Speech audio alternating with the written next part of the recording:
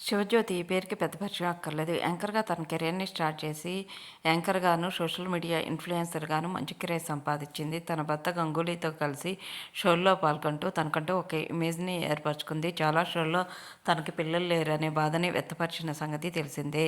ప్రస్తుతం తల్లి కాబోతున్న విషయాన్ని తెలియజేసింది. రీసెంట్‌గా ప్రెగ్నెన్సీ కన్ఫర్మ్ అయిన వీడియోని షేర్ చేస్తూ చాలా ఎమోషనల్ అయింది.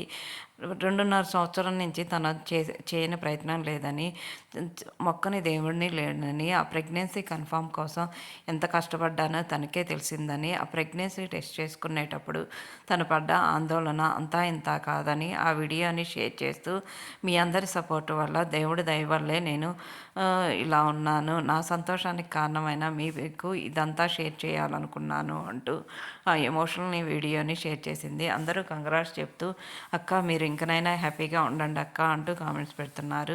ప్రస్తుతం ఆ ఫొటోస్‌ని, అడార్మల్ మూమెంట్స్‌ని చూసేయండి.